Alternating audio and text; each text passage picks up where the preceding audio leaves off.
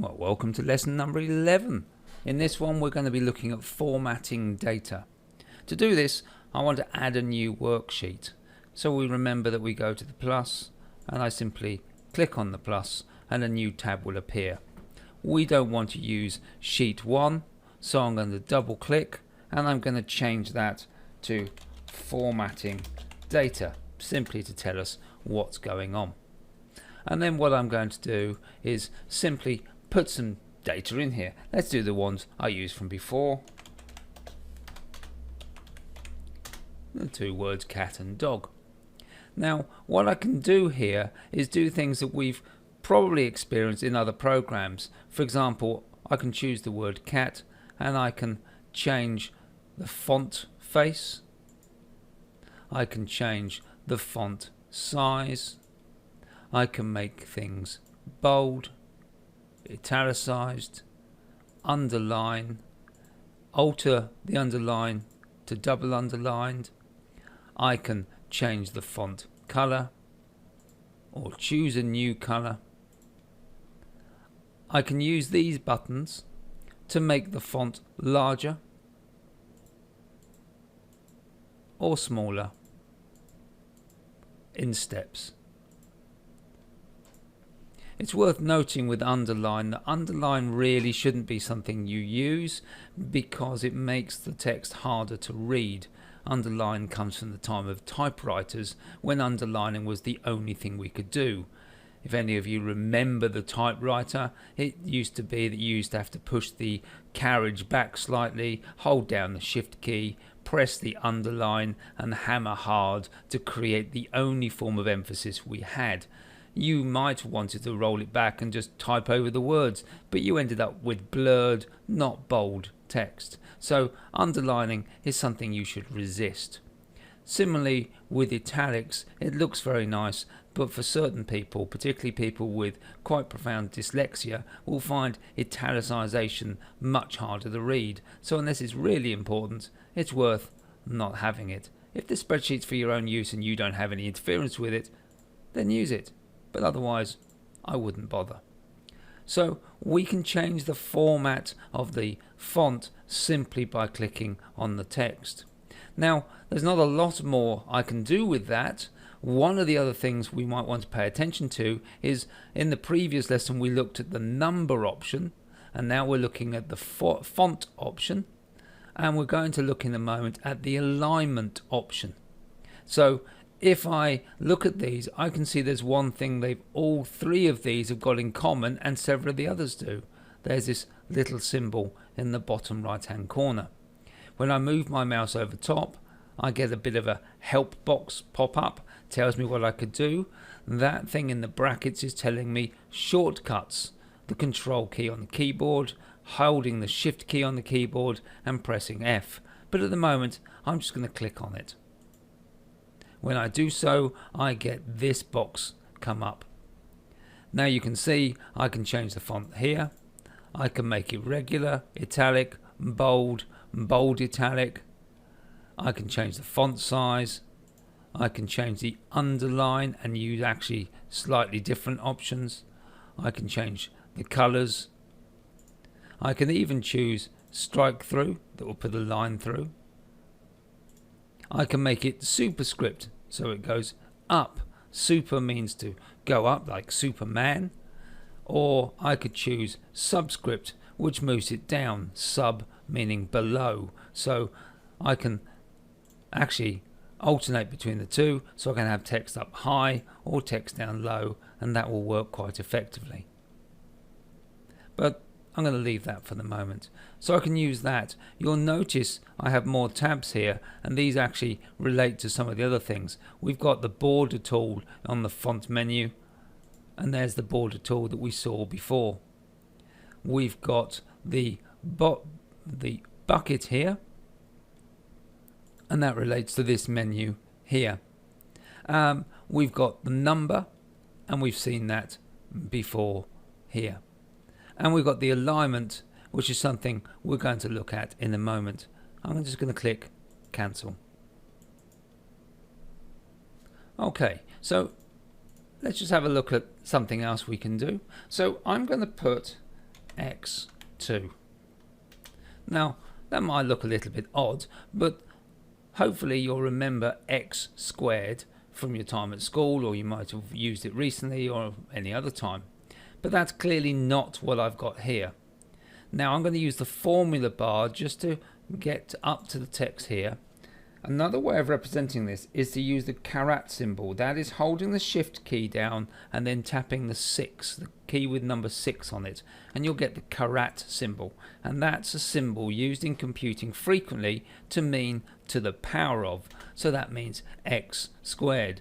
But it certainly doesn't mean x squared as we learnt it. It's just a little bit confusing. Now I've been using the formula bar, but I could simply just double click in the cell and I can edit it there. So I'm going to get rid of the caret symbol, and instead I'm going to hold down the shift key while I've got that flashing line. That flashing line is called the cursor, and while that cursor is flashing, I'm going to hold down the shift key. I'm going to press my arrow key that's on my keyboard towards the right, and I've selected that too. Now look at this menu bar, look at the toolbar. So many of the options are grayed out. That means we can't access them. But notice with the font one, not only can I access it, but I have this item here. I'm going to click, and we've got the menu we saw just a minute ago. Notice all the other options have gone. I've just got the font. But this allows me to then choose the superscript, for example, and click OK, and then click away, and now I've got the x squared we're used to seeing. Similarly, I could do a similar thing with y2, but maybe I want this to be marked as a second character, so instead of doing superscript, I do subscript and click on OK, and now I get that as well. So I can use the font tool on individual characters within the cell as well as for the whole cell itself. Notice how my characters at the moment are on the left hand side of the cell. I can change that. I can tell it to appear on the right hand side by using this alignment tool, which is right align. I can click on the middle one, and that's called center, and that will put them in the dead center of the cell. I can do something else. We clearly have got these here, but I might need to build a bit of space for you to see. So I'm going to select these two rows. I'm going to pull the cells down 50 pixels each. And now you can see that the text is at the bottom of each of the cells. So I'm going to select them, and I'm going to tell it to be centered. So that is vertical centering. And obviously I can also tell it to be at the top. I can do that individually, obviously, but sometimes it's nice to do it on both. There are other things I can do. For example,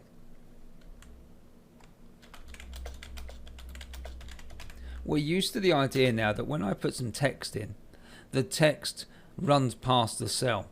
And we're used to the idea that I can double click there and now it extends to the cell. But I can also use the symbol here to control the direction of the text. At the moment it's running horizontally, but I could decide that I want to run it vertically. And again, double click and it will fit the text in. I might decide that that's really difficult to read, so I'm going to rotate the text or rotate the text the other way.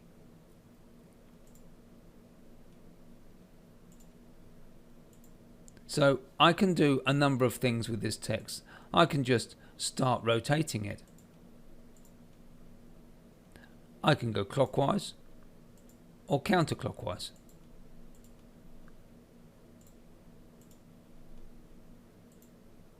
And obviously I can choose the format symbol, and let me just Go back to that at the bottom, format cell alignment, and we should be used to the idea that this bottom option invariably opens up a menu, and this is the menu we glanced at momentarily before, and here I can tell it to center horizontally or put it at the bottom of the cell, the center of the cell.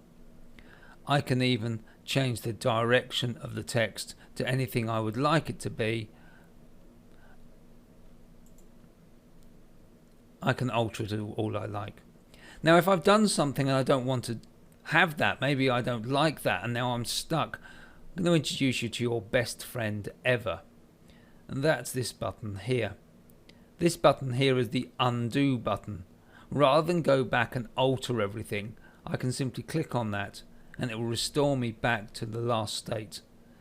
If I've done lots of errors, I can keep clicking on that and it will walk me through each of my errors until I get back to where I started. And if I've done many errors, it's recorded everything I've done since I opened the spreadsheet. So there's lots of things. Sometimes I might have undone something and then wished I hadn't. So there is a redo button that will put everything back to where we were. So what else have we got here? Well, we can increase indentations. So let's take this cell, let's widen this out nicely. Let's put these to the left hand side. Remember, I want these to be auto-filled. I'm going to choose the whole sheet. I'm going to go down here. I'm simply going to double click, and so everything alters to its contents.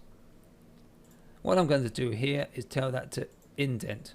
Indent just pushes in by roughly 4 spaces, and I can keep indenting, or I can remove the indent, decrease the indent. So I can do that with any text. If I've got a wide enough area, I can create indentations. Okay, only 2 more buttons on the alignment time to look at. So let's have a brief look at these. So this is some text. And what I'm going to do is click on that, and I've clicked on this wrap text button. Just to show that again, I've clicked on the wrap text button. Nothing has happened. But let me now shrink the cell down. All I've got is the word sum. Again, nothing seems to have happened. But now if I double click on there, the text is wrapped down through the box. Just to show the effect without wrap text, that's it without, that's it with. And it's automatically recognizing that it now needs to widen the cell for me. So I can simply change the wrap and wrap text within the cell. The last option here is this merge and center. Now there's a number of options here you might want to look at, but at the moment let's just look at the one that we've got by default.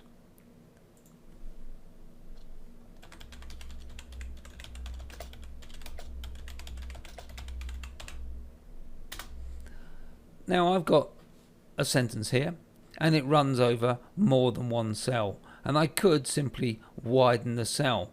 But there are times when I've got data around here that I can't just widen the cell because that will make other data out of line. So sometimes it's useful for me to be able to select the cells. Remember, that's click, hold the mouse button down and drag, then let go. I can tell it to merge and center, and that one cell, those 3 cells have now become one single cell. Now the center part simply means that when I widen these, the text will remain in the center. I can change that by using these buttons here. But merge and center allows me to merge one cell, more than one cell, into a single cell. If I click on merge and center again, it returns me back to where I was with this piece of text in that one cell there. So in this lesson we've looked at how to format text and how to do alignment for that text, and that's quite a lot. So I'll leave you with that, and in the next lesson we're going to be looking at something called autofill, creating a series.